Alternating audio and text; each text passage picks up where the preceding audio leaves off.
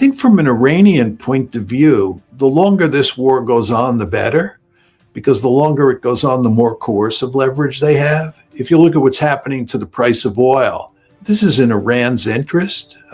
And if the war goes on for a couple more weeks and oil goes up and up and up and hits $150 a barrel, $200 a barrel, that's to Iran's advantage. It gives them coercive leverage. And with regard to escalation, Trump officials can argue that we're going to escalate and we're going to punish the Iranians and this will give us a war-winning strategy. I think exactly the opposite is the case. I think if they escalate, if the administration escalates and the war becomes more intense, that this will play to Iran's advantage because it will cause more economic havoc in the Middle East. And economic havoc, I believe, works to Iran's advantage.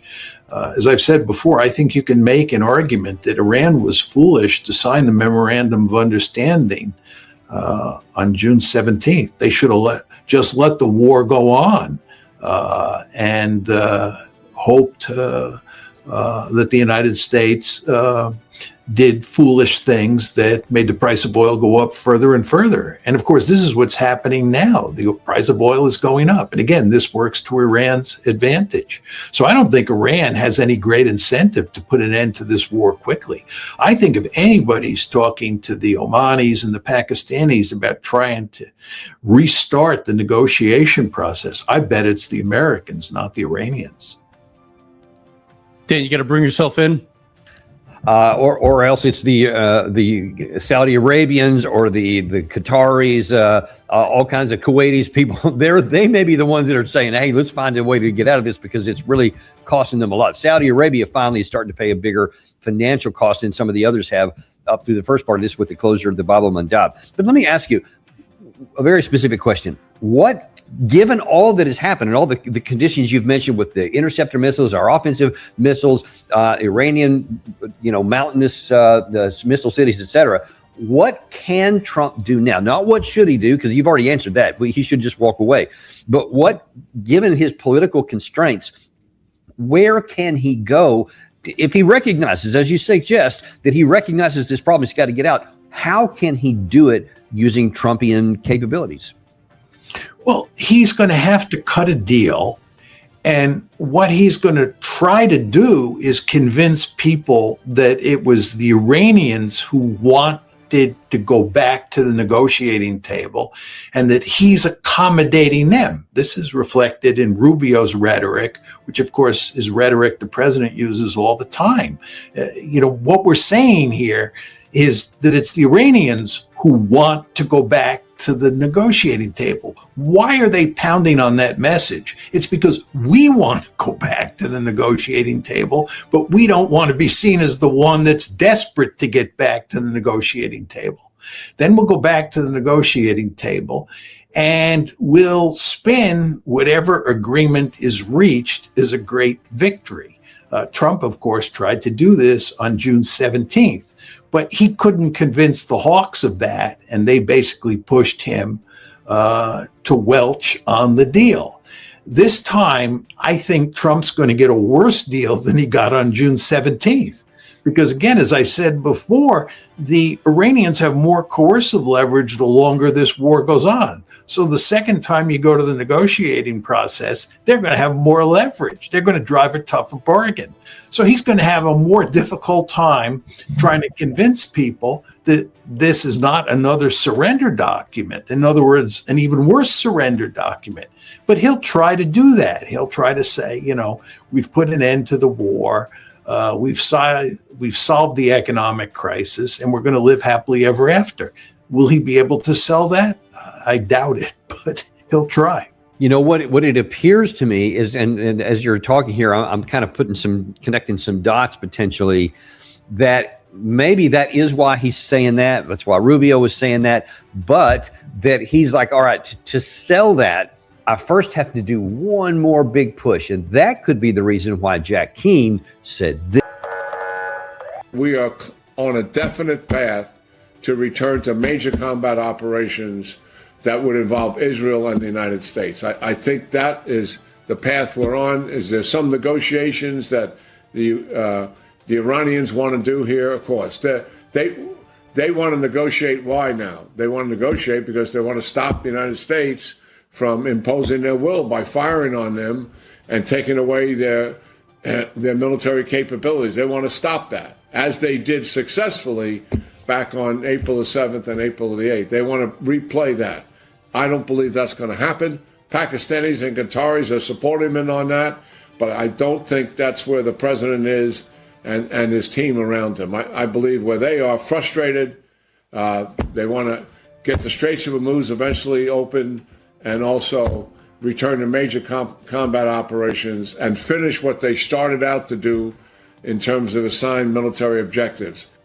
Now, you pointed out a second ago, I don't have to ask you the same question twice, all these expansive list of objectives and things Jack Keane thinks we can accomplish. He doesn't ever provide a path to how we're going to get that done when it all failed during the first phase of this war, which you so clearly articulated last time with the 40-day bombing phase, the blockade phase, and then the MOU phase, and now then we're trying to find a new phase, I guess.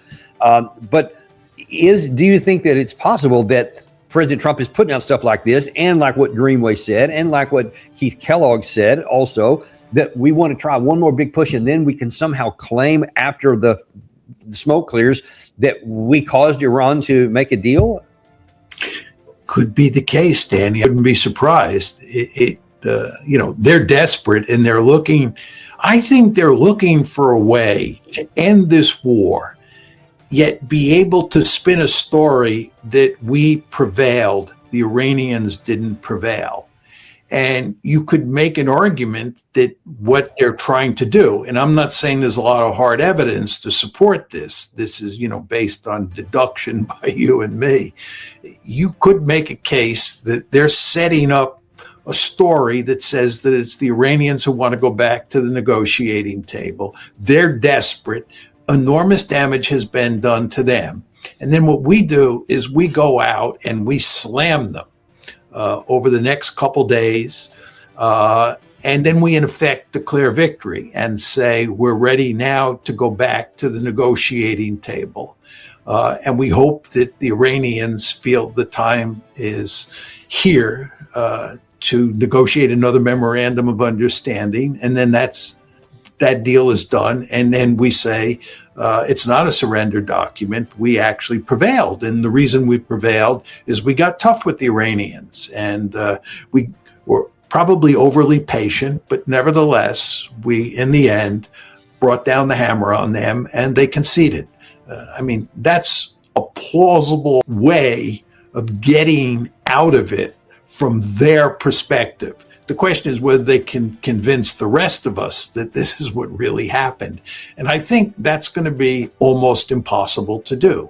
They'll try to tell a story that we won, but I don't think that you can tell that story. When you go down what the list of demands were going into this war, and the fact that we didn't achieve any of them, and then you look at the other downsides that have resulted from this war, what the world looked like on February 27th compared to today. Forget the demands we made, just, who controls the Strait of Hormuz, what's happened to our basing structure in the Gulf, what's happened to our alliance structure in the Gulf, what's happened to our munitions supply, and so forth and so on.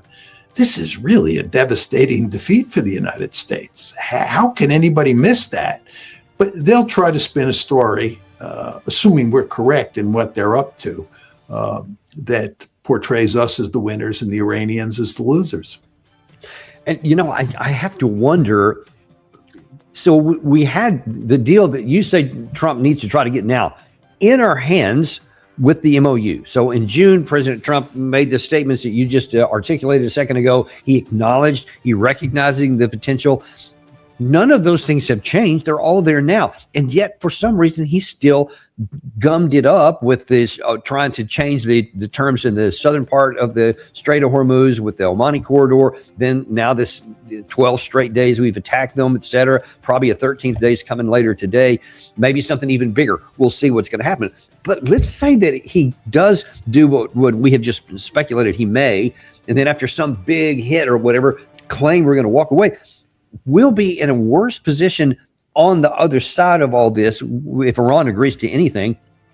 And what's to say he's not going to do it again and gum that one up? I mean, why would he abide by over there with worse terms than he did on June 17th with the terms he had? Problem that he faces is that the munitions crisis and the situation with regard to oil prices is reaching the point where he just has to reach some sort of agreement that he sticks to. He just can't keep doing this. I don't think he can fight a forever war here. If you think about Afghanistan, you think about Iraq, you think about Vietnam, think about those forever wars. The international economy was not affected in any meaningful way as a result of those wars. We weren't talking about taking the international economy off a cliff during the Afghanistan war. And in terms of munitions, none of those conflicts really ate up precious American munitions the way the Iran war is doing. So this is a very different situation, and he has to shut this one down. And by the way, we haven't even talked about the midterm elections, which really do matter to him and which this war has consequences for. You showed the poll data before about what's happening to his support inside the MAGA movement. And this is not good news for the president when it comes to the midterm elections. So that matters too. So this one, I think, has to be shut down at some point in time. And I just don't think it can go on and on.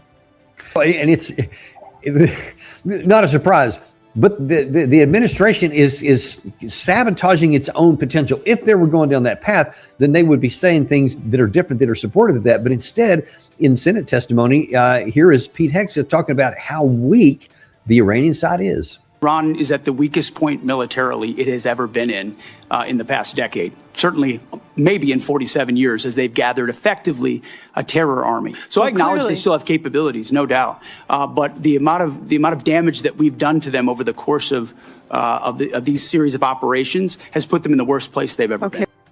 How can you make that argument in the worst place they've ever been when we just showed you this of just the last few days? They keep hitting this stuff. I mean, how can anyone plausibly make that statement? I mean, how does anybody believe? Well, I would just note that what's been happening since the tit for tat strategy started on July 7th is that the Iranians have been targeting all of our military installations in the Gulf. And they have been destroying them. And we, therefore, have retreated in very important ways to Jordan. And the reason that Jordan has become a target, remember, early in the war, Jordan was not a target at all. The target set that the Iranians were going after was exclusively in the Persian Gulf. Well, now Jordan is a big fat target for the Iranians. Why is that the case? Because we're moving our military capability out of the Gulf to Jordan. And now the Iranians are basically going after our military capabilities and our infrastructure in Jordan and forcing us back to Israel. And at the same time, there's no evidence they're running out of missiles and drones. So how somebody like Pete Hegseth can argue that the Iranians are weaker than ever and we have them right where we want them is an argument I just don't understand how he can make. It's just palpably untrue. It's obvious from what's going on that the Iranians are in an excellent position from a military point of view. And that we have no way of eliminating their military capability. And by the way, Danny, it's also important to emphasize that the Russians and the Chinese are clearly helping them. I think not only with intelligence, but also with weaponry. I believe that the Iranians are receiving help from the Chinese and the Russians that's making their weapons much more deadly. And that's causing us huge problems.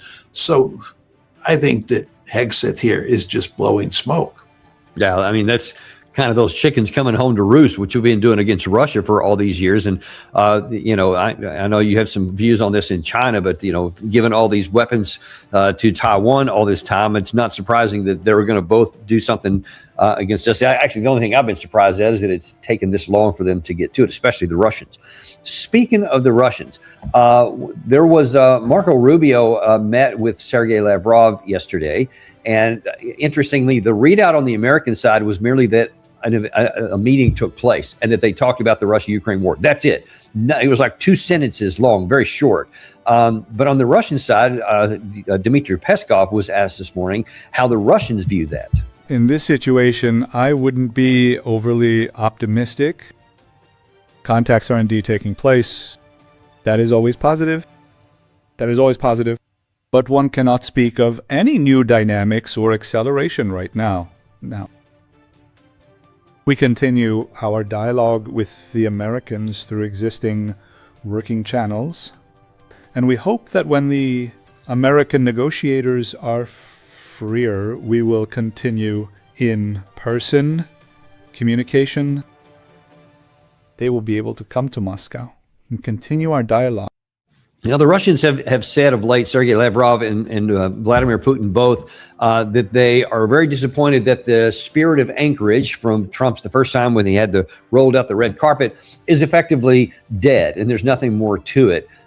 So why do you suppose that Sergei Lavrov would agree to meet Rubio, and what do they actually expect to happen?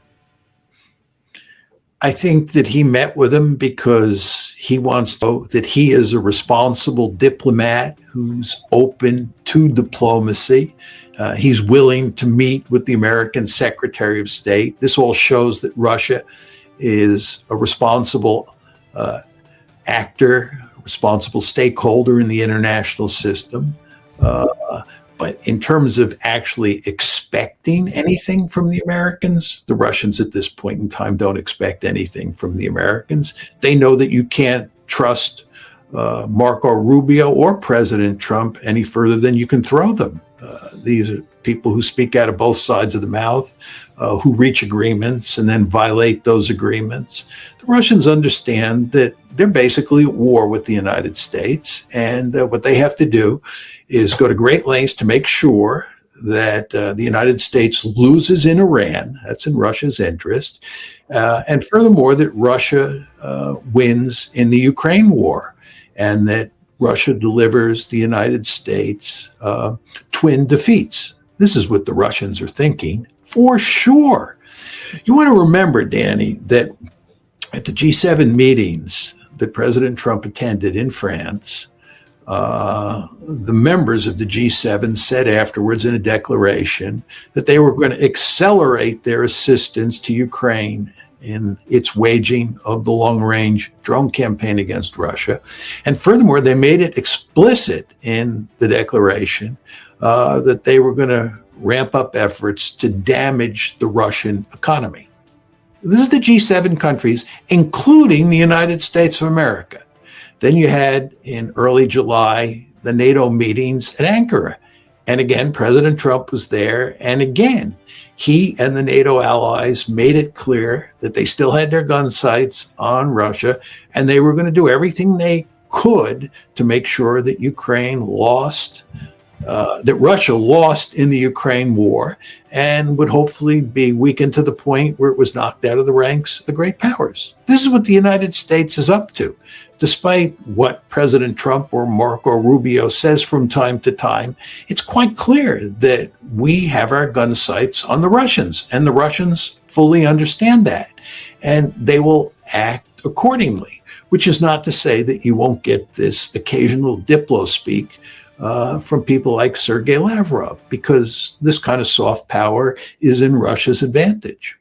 And speaking of the war there, because I think it's the most likely outcome is going to be the literal inverse of what you said the U.S. had hoped to do, which was to knock Russia out of the power, out of the ranks of the great powers. We may end up knocking ourselves out. But I want to look at something, guys, more on the operational, not the granular level so far. so far up to this point. But there has been, over the last month or so, one of the major themes in the Western media was been a turning point has been achieved. Now then, because of these long-range strikes and like into the wild berries, they're basically their Amazon supply chains, whatever, big, huge, spectacular fires, black smoke everywhere, refineries being hit, other military targets deep inside of Russia, and apparently Russia is not able to stop them. That's the implication. So a turning point has been reached. But then here in just the last week or 10 days, we saw that all of a sudden Ukraine has fired their prime minister, they fired their defense minister, and now they fired their general commander, General Sirski. So what do you make of all these turnovers? Because if you're winning, seems like that would be a bad time to overturn these key players. Yeah, it's hard to disagree with that. When you see Sirski and the defense minister both fired, you just sort of say to yourself, wow, you don't want to do this in the middle of a war unless you absolutely have to. My sense as to what was happening here is that there was a fight between the defense minister and Sirski that involved strategy for the war. When the defense minister was appointed about 6 months ago, he more or less had two missions. One was to deal with the manpower problem. As we both know, the Ukrainians have a huge manpower problem. They have so many draft dodgers and so many people who are wall that they just don't have enough fighting forces up on the front lines. And the new defense minister was supposed to solve that problem. And in addition, he was going to go to work on the long-range drone attacks against against Mother Russia. Now, what happened is that he did not solve the manpower problem. The manpower problem is worse than ever. In fact, the last time I was on the show, I believe you showed some clips of riots in the western part of Ukraine, in the city of Lvov. So the defense minister did not solve that problem. And that causes problems for Sirski because he needs increased numbers of troops. The other thing is, I think that there is a tension between waging a long-range drone war deep into Russia on one hand, and number two, employing large numbers of drones on the front lines. And I think the emphasis on using long-range drones that the defense minister favored was causing problems for